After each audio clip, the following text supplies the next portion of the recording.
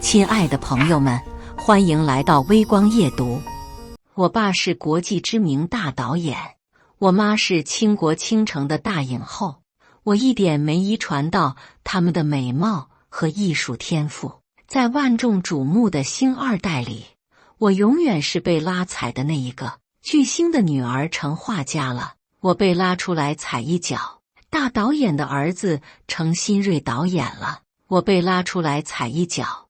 我妈对家的女儿成国际知名设计师了，我被拉出来踩一脚。踩着踩着，画家黄了，导演查无此人了，对家被封杀了，我带着我爸妈上新闻联播了。接下来开始我们本期故事，记得点击订阅并开启小铃铛。我爸是娱乐圈大导，国际3大能当评委的那种，我妈是影后，3大红毯给她清场，有专属 BGM 那种。哦，别误会，我妈拿影后那年，我爸不是评委，他全靠实力，还有美貌。聪明的你估计已经发现了，我们这破内娱哪能有这么逆天的夫妻？是的，我爹我妈是一本娱乐圈文的男女主，而我睁开眼睛有意识的时候，这本书已经完结了。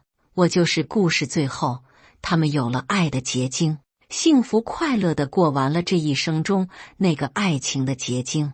他们的爱情是真爱情，我这个结晶结的倒不一定是水晶，我有可能是个玻璃碴。作为万众瞩目的星二代，我最特别的地方是，我特别的寻常。别的星二代继承了爹妈的高颜值，一个个都颜值超高，盘量调顺，一眼可见星光璀璨的未来。就那新晋顶流飞鱼，人家爸的基因虽然强大，绝美妈妈的基因也让他成了个帅哥啊。而我周穗燕被爆出去给我爸妈娱乐圈的朋友们看的时候，一屋子帅气男明星和艳丽女明星，一看一个不吱声。最后在我爸妈殷切的目光中，他们强挤出了朴实的夸奖，这丫头一看就聪明，小姑娘身体真壮实，额头真高，一看就聪明。聪明的你已经发现了，很明显我没有继承到我妈那逆天的美貌，但是没关系，我爸妈彼此安慰。我爸是国际知名导演，那艺术天分杠杠的，我肯定以后也是个艺术家。于是为了让我找到属于自己的艺术天赋，2、3岁开始，我爸妈就给我报了许多培训班，意图挖掘出我的艺术天赋。结果嘛，学画画，结果我拿着颜料就是一通乱涂。老师秉承着爱的教育，给我一顿夸，自由奔放，有绘画天赋。学乐器，我没有一点音准，拉的小提琴、大提琴比锯木头都难听。老师鼓励我，刚开始学都是这样的，坚持练习就好了。学舞蹈，我的骨头硬得很，别人轻轻松松就能劈个叉，我3个月都劈不下去，还不敢让老师用力，不行，都不行。每次上各种培训班，我就像被他们灌药一样，扯着嗓子哭着吼着不去。老师安慰我爸妈，小孩子是这样的，多坚持一段时间就好了。问题在于我坚持不下去，我不喜欢画画，一画画我就哭，哭的眼睛都肿了。我也不喜欢跳舞，练习基本功我永远在摆烂，所以直到我上小学，我依然是一个既不喜欢音乐也不喜欢舞蹈，画画是狗爬，唱歌是破箩筐，演戏是目瞪口呆的普通孩子。我爸妈不得不承认，我欧莹莹、影后张建雪和大导欧硕的独生女儿，他们的爱情结晶是个普通的不能再普通的普通人。直到我小学第1次考试之前，我爸妈每次对我未来的展望都是互相握着手，彼此鼓励，没关系，莹莹只要平平安安长大就行，咱俩多挣点钱，让他以后可以衣食无忧。为了让我平平安安长大，小学的时候，我爸妈就把我送进了一所国际学校，一路读到高考，然后直接送进常青藤、某金、某桥那种国际学校。学校很好，崇尚素质教育，致力于挖掘学生的各种天赋，尤其是艺术天赋。可我跟学校里那些活泼自由的孩子不一样，我一点艺术天赋都没有啊！我不会弹琴，不会跳舞，不会唱歌，不会画画，不会雕刻，什么都不会。我唯一会的就是读书。每天那些打扮的精致高贵的同学，在各种各样高大上的教室里学习各种眼花缭乱的艺术的时候，我只会埋着脑袋看书、做题、考试。而偏偏小孩子不懂事的时候，只会读书的孩子是校园霸凌最喜欢的。我只会读书考试，别的一概不会，很自然地成为了校园霸凌的最优选择。一帮人把我拦在厕所里的时候，笑得很猖狂。你妈张建学长那么漂亮，你怎么长这么丑？你爸不是国际大导吗？你怎么什么都不会？我被他们围在中间，不说话。这帮人加一起99乘法表都不一定能背全，13、8和13、11谁大谁小都分不清。我不想跟他们说话，怕污染我的智商。我脑子里还在想刚刚在书上看到的那道竞赛题，领头的那个班花还是急花气急败坏，开始带头骂我爸妈。你妈天天营销绝世美貌，生个你这么丑，肯定是整容的丑八怪。你爸说是什么国际大导，可是生出来的你连画都不会画，谁知道靠什么得的奖？我愤怒了，从马桶旁边拿起马桶揣子，对着他们花容月貌的脸一阵横扫。国际学校的学生穿着名牌，每根头发丝都是精心打理过的，手指尖上沾点水都要大声尖叫，更不要说面对沾了那啥的马桶揣子，一个个像面对史前怪兽，花容失色的尖叫着溃散了。我就很疑惑，一个乘法表都背不出来，马桶揣子就能解决的小学校园团伙，不知道到底在高傲什么？就因为比我长得好看吗？我不懂，但是我也不想继续在这个学校读书了。小小年纪的我有自己的想法。说起来，这是个国际学校，人人毕业都能去读个常青藤。可是较起真来，90%都是读艺术的，不是画画就是舞蹈，不是音乐就是设计，了不起去学个金融。你一问理工科，就顾左右言他。我学不了艺术，我知道艺术是展现世界的技巧，可我只想学理工科。我想知道风是怎么流动的，怎么才能利用风。我想知道太阳为什么发热，怎么才能创造一个新太阳。我不想给世界锦上添花，我想做个改变世界的人。我爸我妈很焦灼，我想转回公立学校去读书，他们不同意。莹莹啊，公立学校把成绩看得太重要了，我们不希望你压力那么大。我妈温柔如水，说起话来渲然欲泣。我听说公立学校每天晚上作业做到10点，太辛苦了，我高兴极了。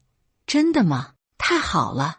我爸拉着我的小手，语重心长，爸爸妈妈希望你平安就好，公立学校压力太大了，我们怕你受不了。他们说你可以躺平，爸爸妈妈会带你飞向你想去的任何地方。我知道他们没有骗我，就算我长得不好看，也没有任何天赋，但只要我想，他们就能把我塞进各种剧里去混个脸熟。现在就去，还能混个童星的名头。他们的人脉足够多，足够广，轻轻松松能让我功成名就。我实在不用受那么多学习的苦。可是我抱着我的洋娃娃，我不，我就喜欢读书，我就想到公立学校去卷成绩。我喜欢知识进入脑海的感觉，我喜欢每天学到更多的知识，我更喜欢知识被我运用，最终改变世界的感觉。我说了，我想成为能改变世界的人。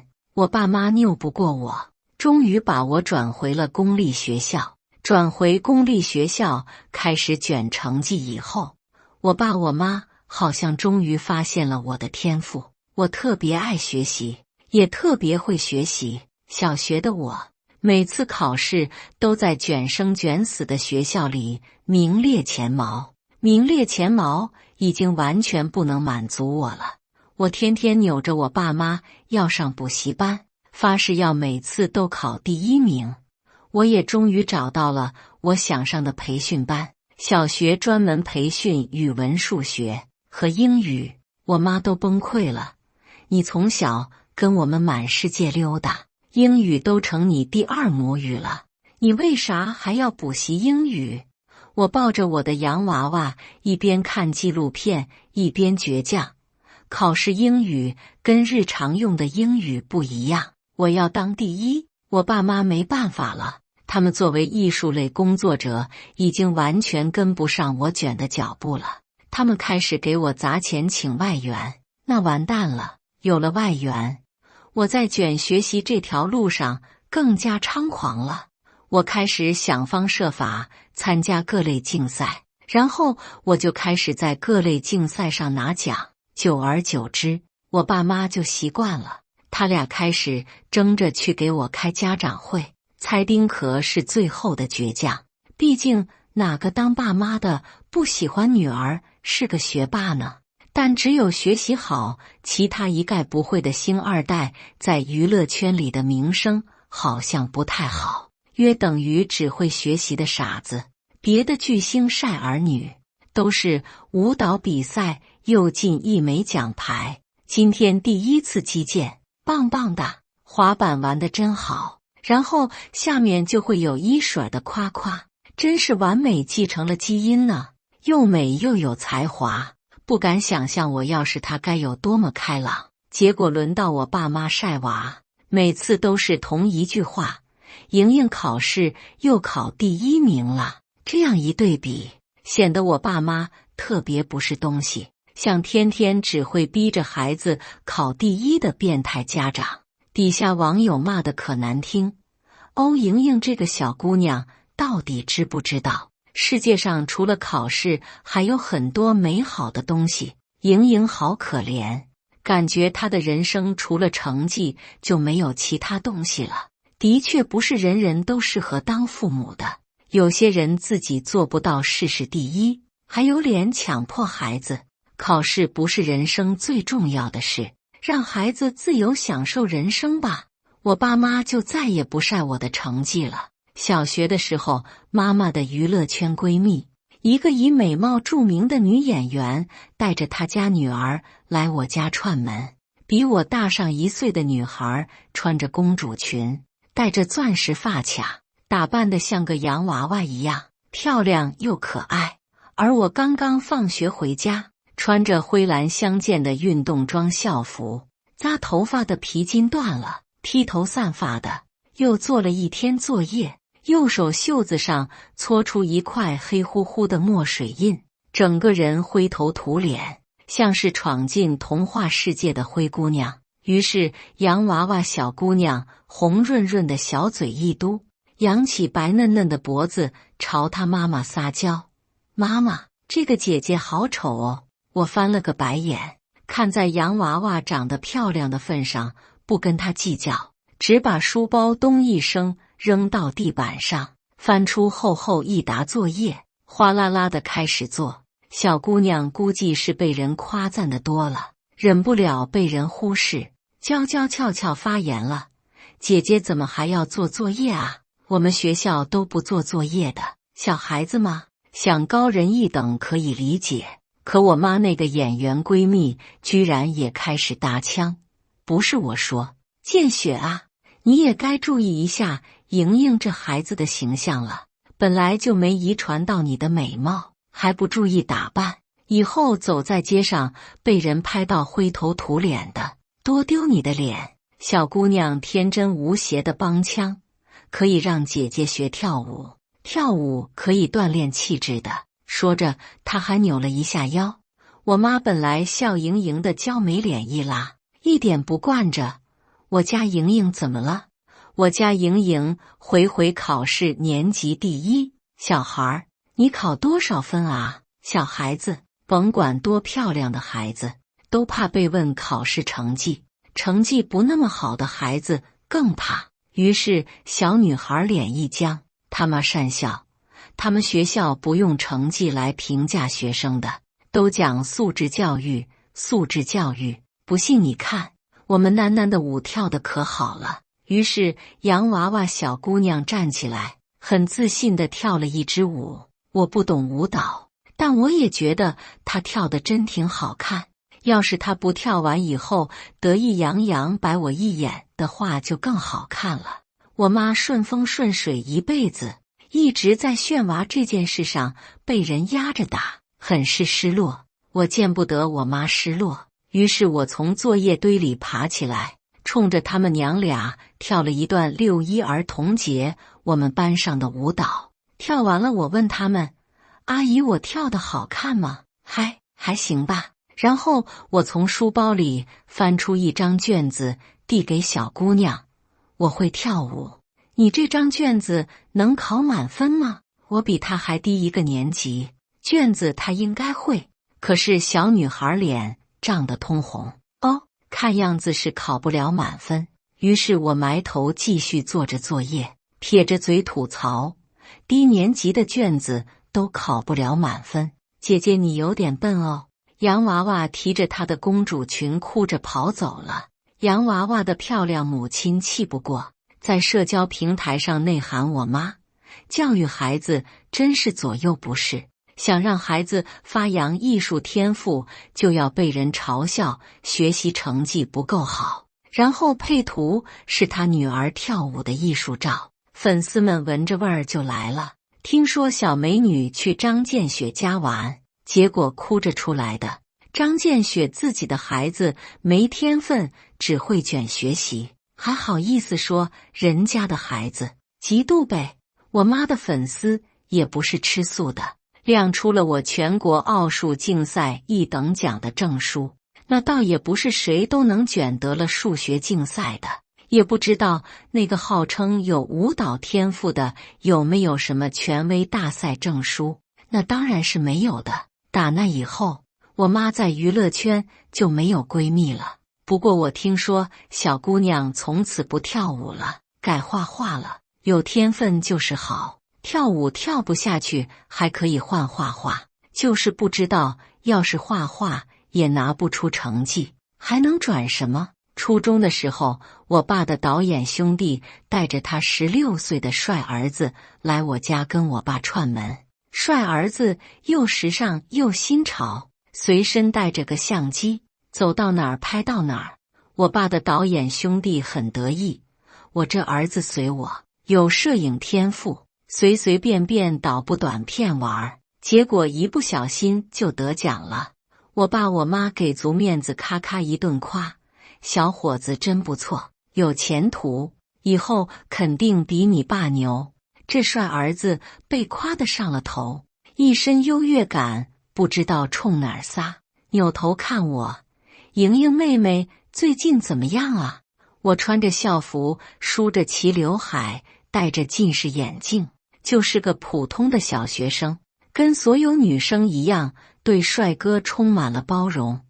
我就是上学、读书、考试啊，末了还赠送一个大大的笑容。结果这帅儿子不领情，他居高临下看着我，咱们这种家庭，读书没什么用，又当不了科学家，还不如学点艺术，以后借着爸妈的人脉，轻轻松松就能成功。我对帅哥的宽容不能让我忍耐他诋毁我的梦想，他凭什么说我成不了科学家？我噔噔噔跑楼上，翻出我爸的相机，对着这帅儿子咔咔一顿拍，然后递给他看，我会拍照，你会奥数题吗？他高傲地哼哼，没有构图，没有光影，垃圾，再垃圾也是照片。可是我出的奥数竞赛题，他只能写个解。跳舞不会，我可以乱扭；拍照不会，我可以乱拍。可是数学不会，他就是真不会啊！我用1.5米的个子抱着胸，从下往上鄙视他。小学竞赛题都不会做，垃圾。于是这帅儿子也在社交媒体上内涵我：摄影的艺术不是只会学习的傻子能体会得到的。粉丝当然力挺他。我好像知道他在内涵谁了。楼上娱乐圈里只会学习的二代，不是只有那一个吗？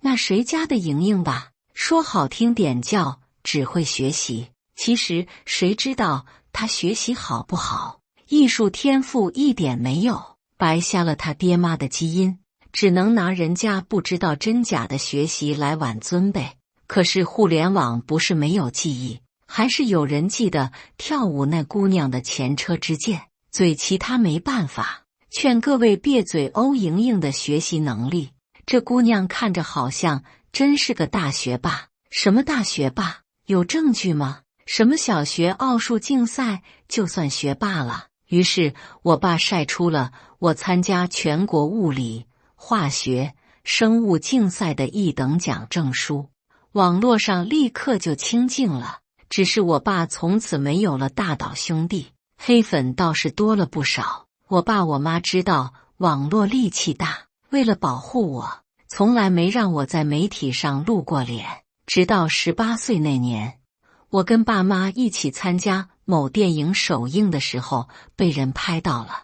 我爸高大帅气，我妈娇美温柔，我戴着黑框眼镜，梳着齐刘海，整个人平平无奇，看起来就是个书呆子，一时间引起轩然大波。天哪，这就是张建雪和欧硕导演的女儿吗？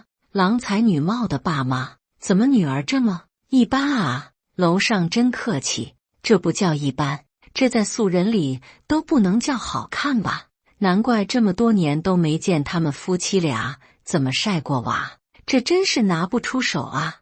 我是欧莹莹的小学同学，她根本没有一点艺术天赋，唱歌跑调，跳舞僵硬，她连经典画作都欣赏不来。这看起来是真同学，本来这些讨论我都懒得搭理。谁知道高考期间，我妈的对家许云出了大风头，她女儿丽丽设计的礼服被顶尖奢牌看上了，新闻铺天盖地。对家许云趁机上了无数个访谈，大谈特谈如何培养一个优秀的孩子，让他拥有自由的灵魂。我希望我的孩子能知道，学习不是世界上最重要的事，成为你自己才是。不得不说，这句话说得真棒，所以人人都夸许云教子有方。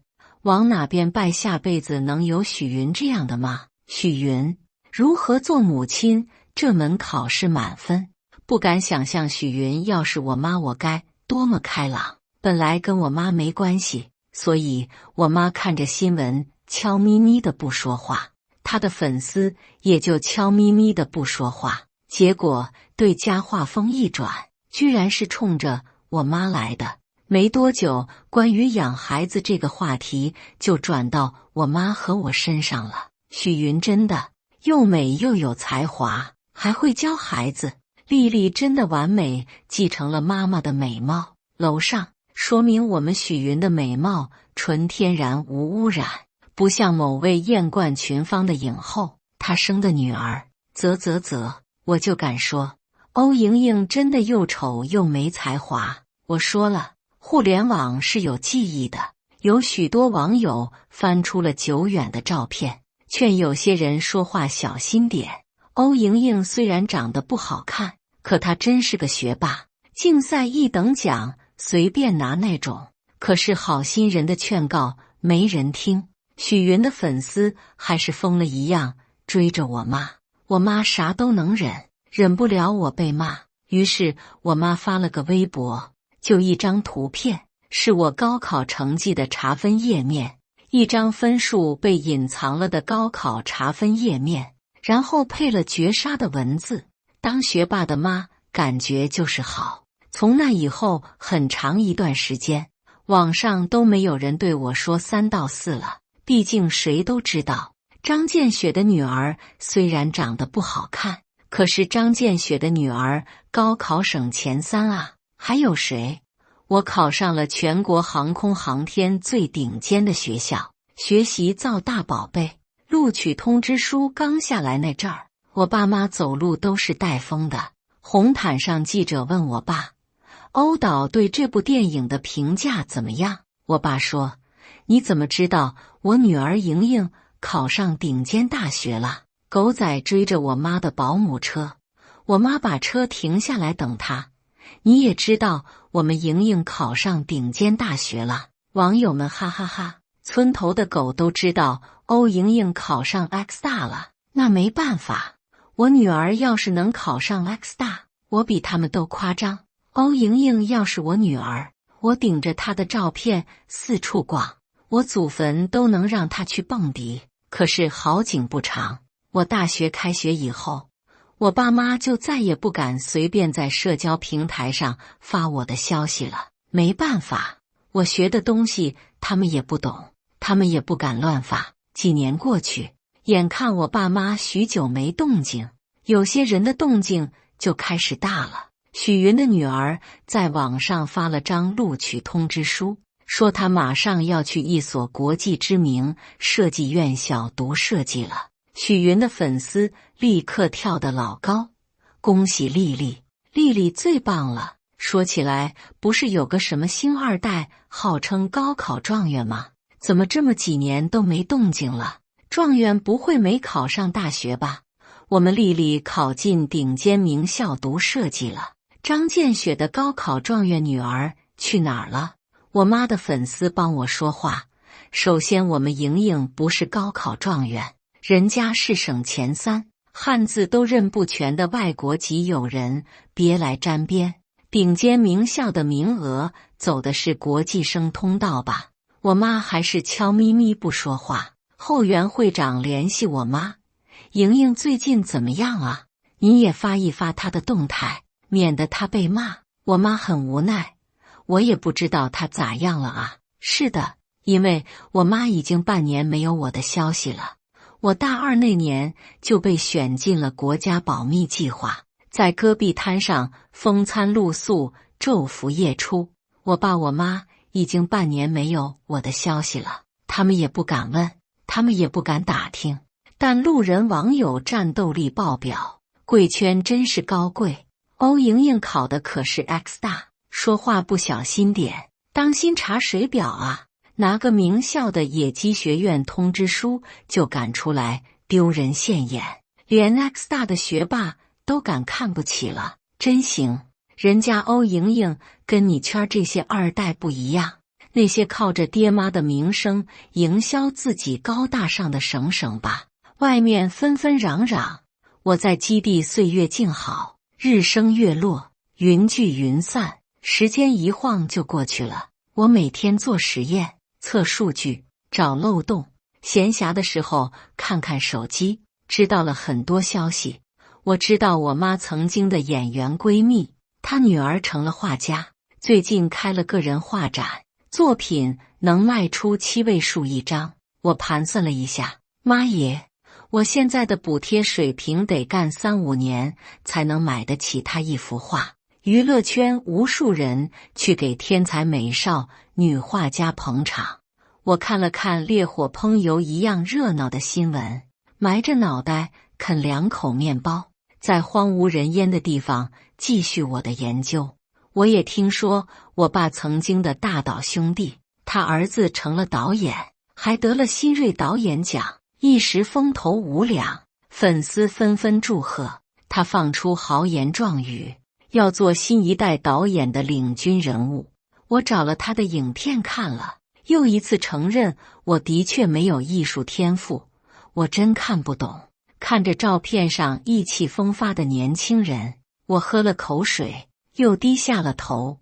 昨天的实验有问题，今天又得熬夜喽。后来我妈老对头许云的女儿成了国际知名设计师，在顶奢品牌做设计师，能穿一件她设计的礼服，成了国内女星们炫耀的资本。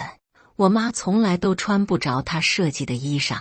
我妈给我发消息，她那衣裳稀里哗啦，一身亮闪闪的，不适合我。我知道，虽然她已经不需要一件礼服来彰显自己的地位了，可是漂亮的衣服她也想穿。我擦了擦眼角的泪痕，继续低下头看数据。随着别人的儿女出尽风头，同样曾经被广大群众知道的，我免不了被拿出来和别人的儿女比较。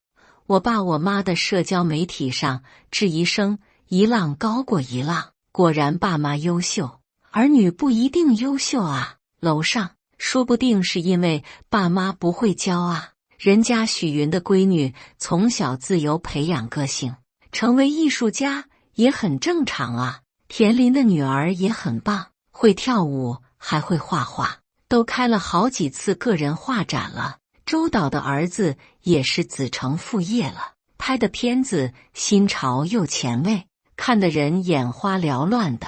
传说中的高智商大学霸欧莹莹却销声匿迹了，也不知道干什么去了呢。我爸妈的粉丝急得要死，人家见雪的女儿从小就是第1名，人家高考全省前3，可是嗤笑声更多。商仲永听说过吧？小时了了，大未必佳啊！别总拿小时候的事儿来说话。现在欧莹莹就是没有动静了啊，笑死人了。从小炒作她欧莹莹智商高学习好，现在露馅儿了吧？网络上炒得沸反盈天的时候，有个营销号发了张新闻截图，有没有高手能看看？这个人是欧莹莹吧？他的配图是一张新闻联播的截图，图上是我国某大型运载火箭发射成功的新闻采访，一个小小的角落，红圈圈出了半张脸。粉丝里不乏高手，他们把这一帧模糊的画面放大修复，不出众的一张脸，戴着口罩，只露出一双眼睛。他们再把我的照片找出来一核对，我擦，是欧莹莹，她在航天发射现场。粉丝真是世界上最神奇的一个团体，这么小这么模糊，这么一闪即逝的一个画面，他们都能把我精准地找出来。本来就算我在航天发射现场也没什么大不了的，也有可能是去参观的呢。问题是被截出来的那张图上还能明显看到我穿着白色工作服。我爸我妈的粉丝立刻蹦上天了。哎呀，有些人画画，有些人设计，有些人展望宇宙，大家都有光明的未来啊。这么说虽然不太好，不过也不是什么人都能跟宇航科学家放在一起比较的。别人家的孩子设计衣服画画，我们家莹莹设计火箭，谁家商仲永伤到宇航中心去了啊？那谁家的画了个设计图，满世界蹦跶，卖了幅画，恨不得贴人脸上炫耀。我们莹莹可不敢说话。楼上，毕竟保密协议这个东西也不是谁都有资格签的哇。我妈兴高采烈地给我打电话，我的闺女，你可真给你妈争气啊！我一边翻数据，一边嘱咐我妈，快把网上我的消息都删了。我爸不干，他还想拿着我去他圈子里炫耀。爸，再炫耀我就设计不了火箭了。我爸我妈立刻哑火，他们什么都不怕，就怕影响到我。谁知不到半夜，我的消息就从网上消失了。粉丝半夜突然刷不到我消息了，问我爸妈是不是他们删的。我爸我妈一脸懵逼，不造啊，我们还没开始动呢。结果粉丝们在搜索，显示出的消息就变成了根据相关规定不予显示。我爸妈分得清事情轻重，立刻跟后援会联系，要求自己的粉丝不许再在网上提我的任何事情。可是我妈在娱乐圈的对头不少。我爸这些年因为我也没了大岛兄弟，这一下发现我消息没了，以为是我爸妈心虚，一个个只差跳起来蹦跶。花了多少钱撤热搜啊？欧莹莹真有本事，宇航中心的热度也敢蹭，撤什么啊？真这么能耐挂着呗？真不怕国家找麻烦啊？喷子有时候真是没智商的。偌大的根据国家规定导致信息被屏蔽，他们好像看不见一样，还在废反迎天的吵。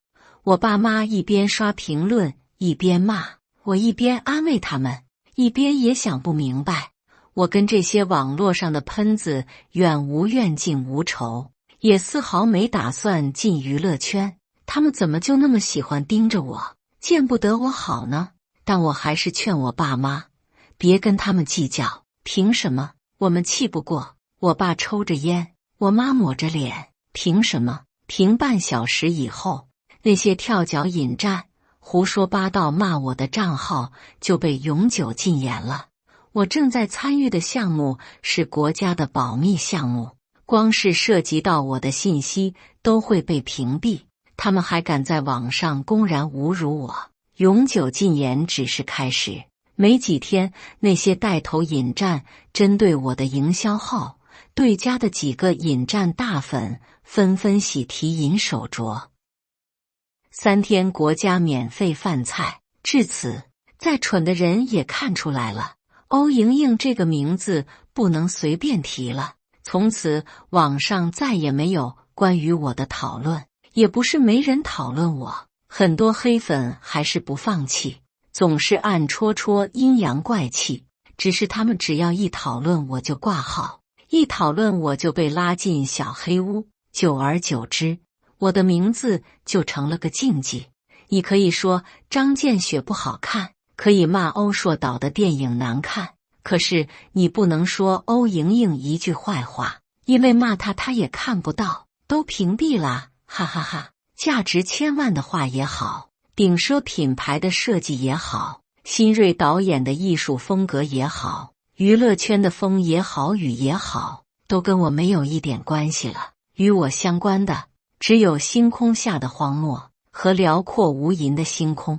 我依然埋头做我的研究，但娱乐圈的世事变幻却没停下过。几年以后，我妈曾经的闺蜜因为偷税漏税问题被查了，合约解除，节目被裁，光鲜亮丽的女明星形容憔悴，声泪俱下哭诉罚款金额高达9位数，交不上罚款就要进去坐牢了。她的画家女儿打着为她妈妈交罚款的名义又开了画展，叫价6位数一幅画，开了半个月。从前门庭若市的画展，如今门可罗雀，一幅画都没卖出去。于是他又降了价，只要5位数就能买一幅。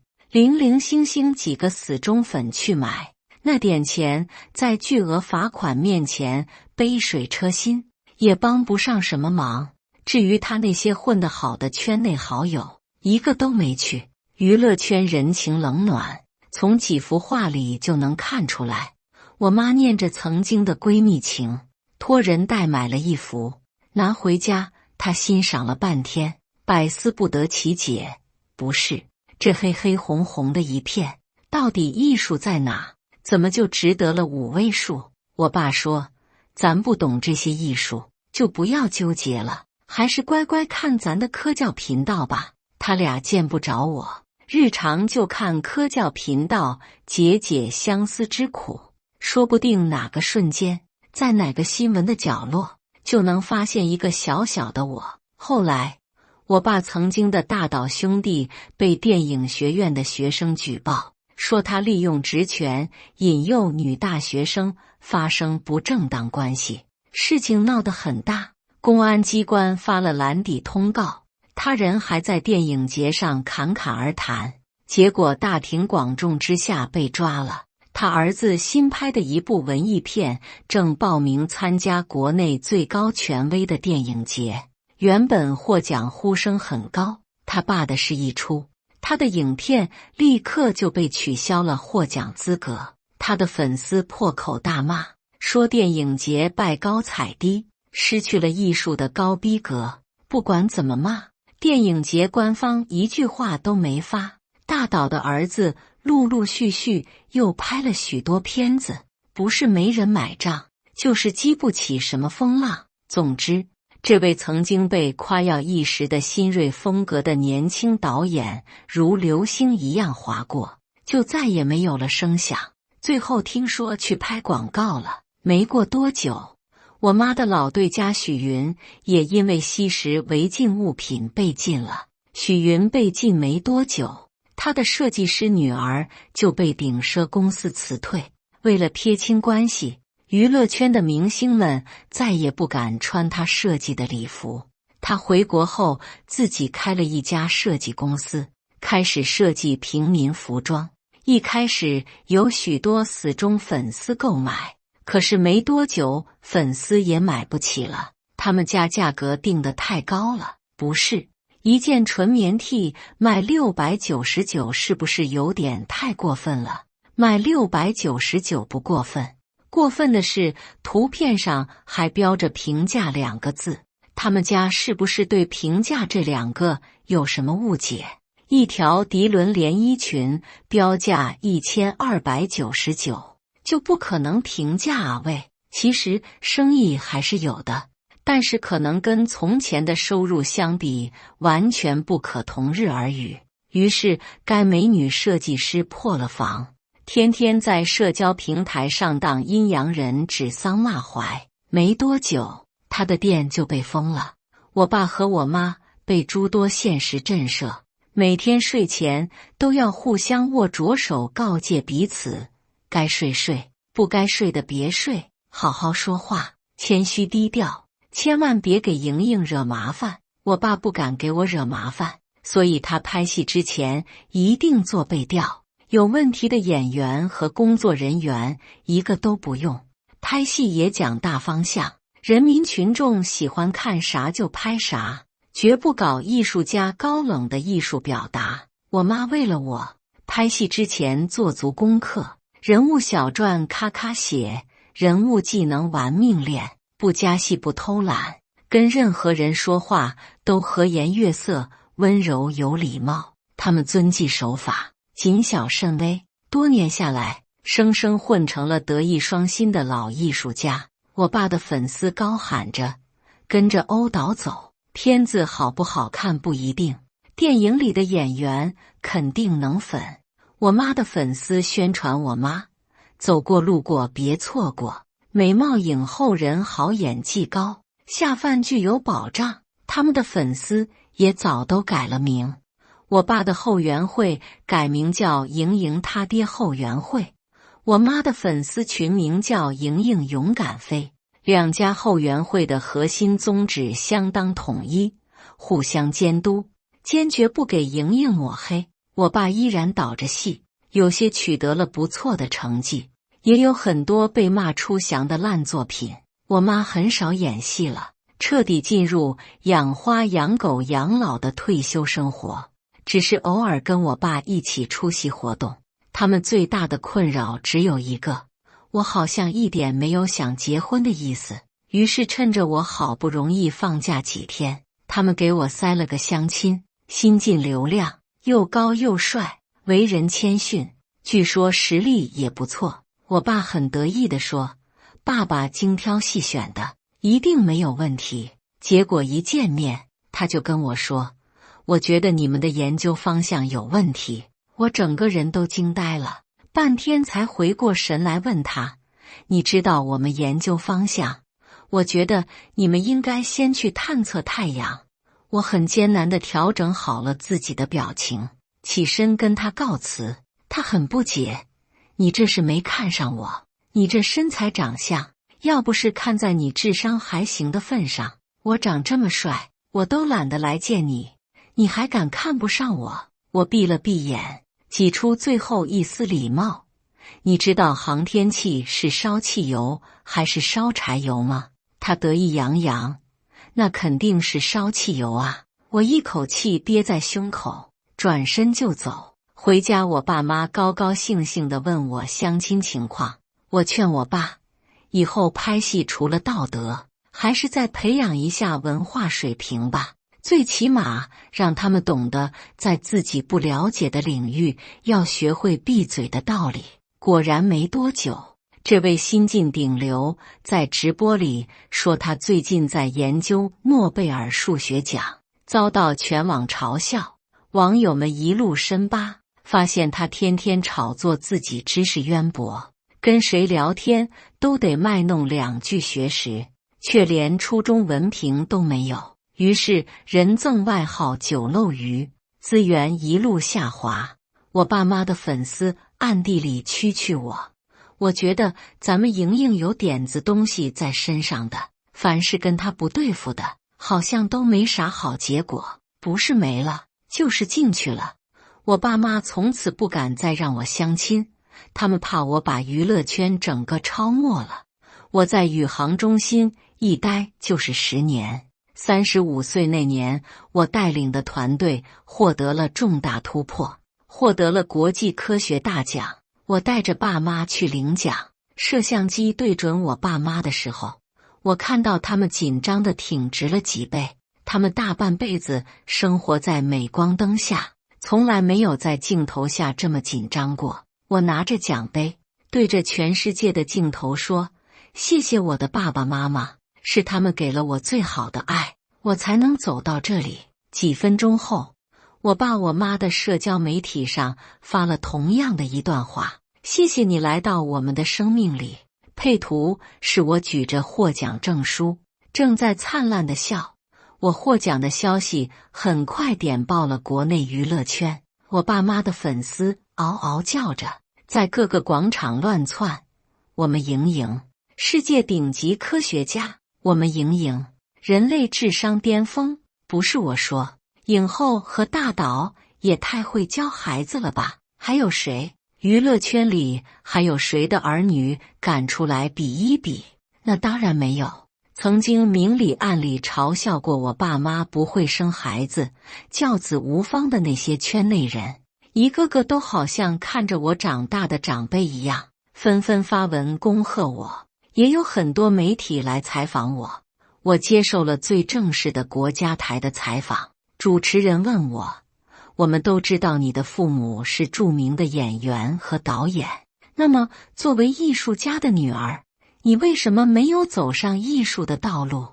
我指指自己的脸开了个玩笑，明显是我硬件不够好啊。主持人哈哈大笑，弹幕也全是哈哈哈哈哈。等他笑过了，我正色说道：我只是不太想走那条轻松的路。我知道凭借我爸妈的关系，我能在艺术道路上很轻松就获得成功。可是为什么普通人学习艺术有很多原因，可能因为热爱，也可能因为没有更好的选择。他们学习艺术，到最后可能也只是一个平凡的社畜。可是我们这些星二代有最优渥的生活条件，享受着最好的教育资源，为什么最后都走上了艺术的道路？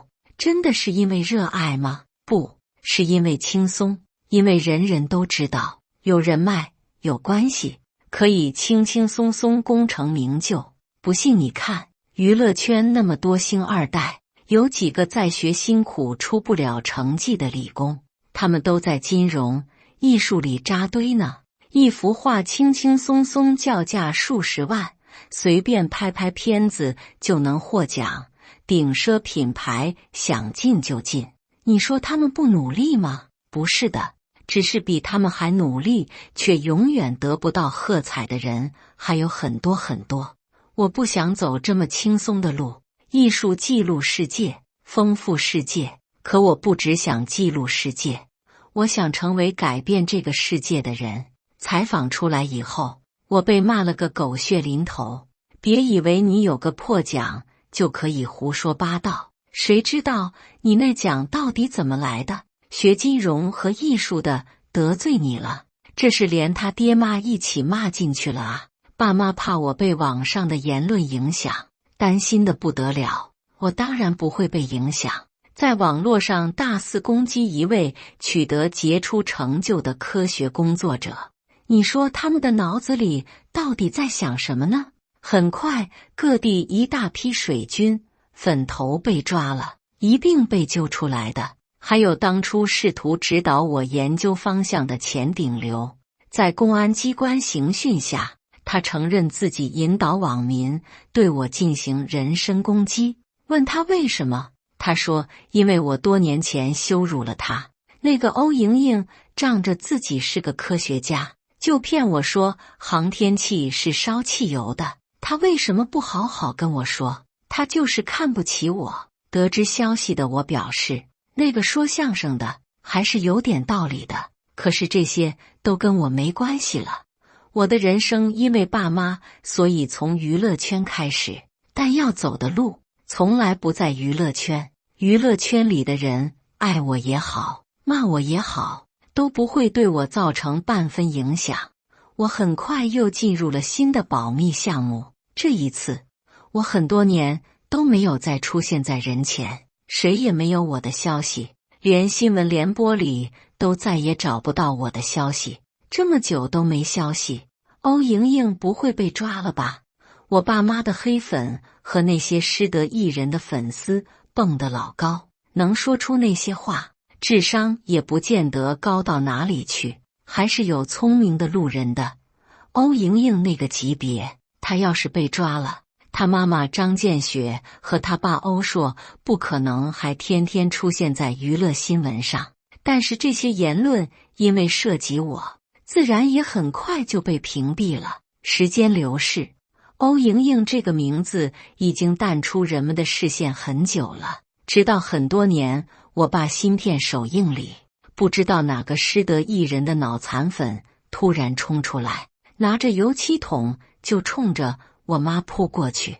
尖叫声中，有几个便衣寸头的神秘男子突然出现，一个拦住我妈，一个护着我爸，还有一个一下就撅断了脑残粉拿着桶的手，油漆洒了他自己一身。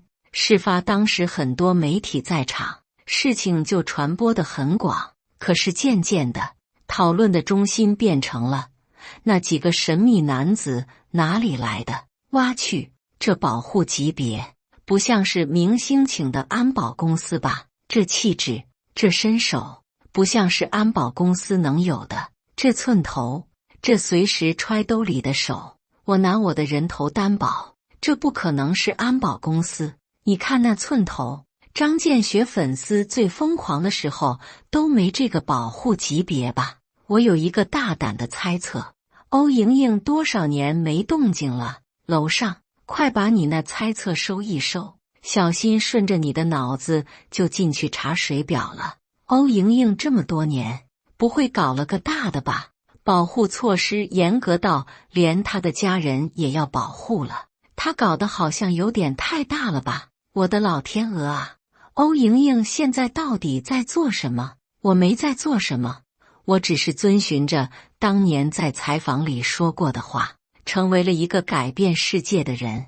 很多年以后，我的爸爸妈妈一起出现在新闻联播的镜头里，主持人介绍他们，这是我国著名科学家欧莹莹的父亲欧硕先生，这是我国著名科学家欧莹莹的母亲张建学女士。他们代表我出席国家最高的会议，也代表我去领国家最高级别的科学荣誉，这是他们做梦都没想过的高光时刻。颁奖的领导人把沉甸甸的奖牌和证书交给我的父母，对他们说：你们培养了一个了不起的孩子。我爸是国际知名大导演，我妈是倾国倾城的大影后，我一点没遗传到他们的美貌和艺术天赋。他们的爱情是真爱情，我是他们爱情的结晶，我是一颗无坚不摧的金刚经。感谢大家的观看，本期故事精彩吗？欢迎大家在下方评论区吐槽。如果你喜欢这类故事，记得点击订阅微光夜读，并分享给更多的人，这会对我帮助很大。再次感谢大家的观看。